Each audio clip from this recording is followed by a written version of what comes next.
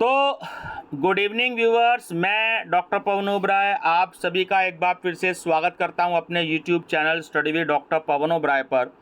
तो नोटिफिकेशन आज 20 अप्रैल 2024 में सीसेस यूनिवर्सिटी का आ चुका है कि आपकी जो परीक्षाएं हैं सम सेमेस्टर की, second, fourth, six, eight semester की, है ना, जिसमें एमकॉम भी है, एमए भी है, एमएससी भी है और ये सारे कोर्सेज़ हैं आपके।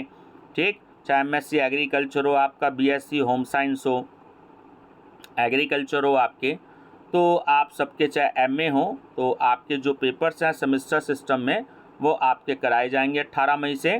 तो ये नोटिफिकेशन आ चुका है। तो आप मेरा चैनल सब्सक्राइब करके आप सबसे पहले जो है एमकॉम वाले बच्चों की मैं डेट शीट बता रहा हूँ, तो देखिएगा कि आपके पेपर कब हैं। तो एमकॉम वाले बच्चे मेरा channel study with doctor Pawan Oberoi subscribe करके आपको क्या करना है कि एमकॉम अनसोल्ड पेपर के नाम से प्लेलिस्ट देखनी है और वहाँ पर आपको पेपर्स मिल जाएंगे, एमकॉम सेकंड सेमेस्टर के भी और एमकॉम फोर्थ सेमेस्टर के भी। ठीक है व्यूअर्स, चलिए तो देखते हैं कि कहाँ पर एमकॉम का जो पेपर है वो स्टार्ट हो रहा है, क्योंकि ये तो पूरी कंबाइंड लिस्ट है। तो मैं आपको एमकॉम के बच्चों को बता देता हूँ।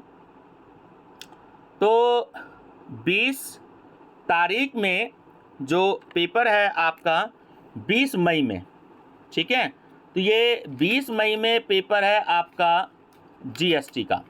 देखिए मैं आपको पेपर बताता जा रहा हूँ तो आप देख लीजिएगा। 20 मई में आपका जो पेपर है वो सेकंड सेमेस्टर का है, जीएसटी का, इनडायरेक्ट टैक्स का है ना। पिछले साल का पेपर है, आप मेरी प्लेलिस्ट में देख सकते हैं। उसके सेकंड सेमेस्टर का पेपर है आपका। उसके बाद आपको अगर पेपर देखना है, ये एमकॉम फोर्थ सेमेस्टर का पेपर हो गया। पेपर का टाइम है आपका 10 से 1। तो मैनेजरियल इकोनॉमिक्स, तो ये आपका हो गया 21 मई का। ठीक है, मैनेजरियल इकोनॉमिक्स आपका पेपर है। ठीक है, उसके बाद क्योंकि कंपलसरी पेपर है। उसके बाद अगर आप देखें तो एमकॉम का पेपर जो है वो 22 मई को हो गया, कॉरपोरेट फाइनेंशियल अकाउंटिंग का। इसका भी पेपर मेरी प्लेलिस्ट में है, तो आप देख लीजिएगा।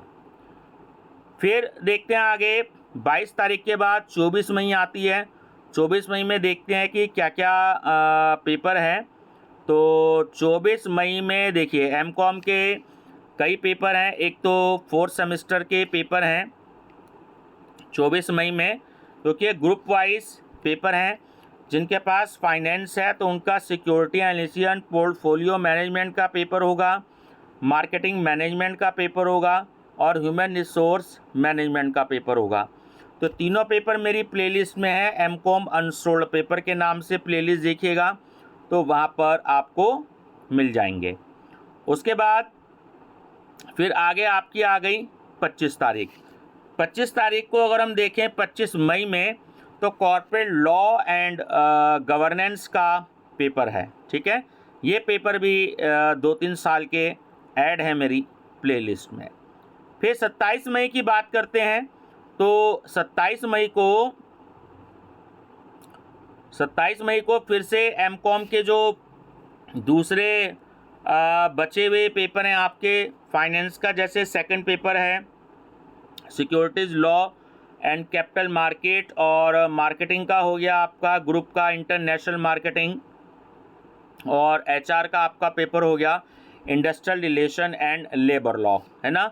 तो इन सब के पेपर भी मेरे अवेलेबल हैं एमकॉम अनसोल्ड पेपर प्लेलिस्ट में, तो आप देख सकते हैं। ठीक है स्टूडेंट्स, तो उसके बाद आगे देखें तो शायद और कोई भी एमकॉम का पेपर जो है वो नहीं होगा। ये सारे आगे जो हैं एमएससी के पेपर हैं, या आगे एमकॉम के पेपर हैं, या आगे एलएलबी के पेपर हैं।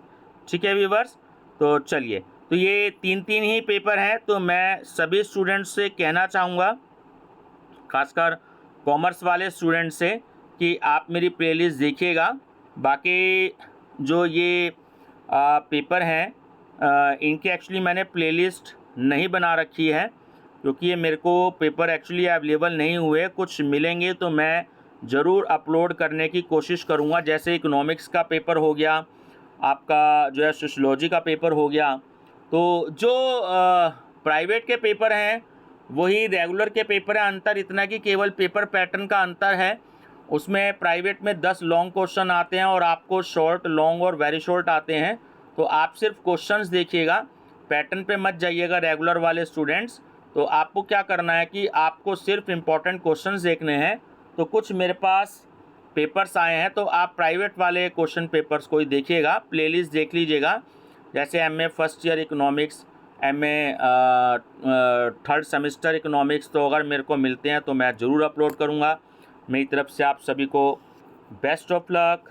Thank you, bye bye.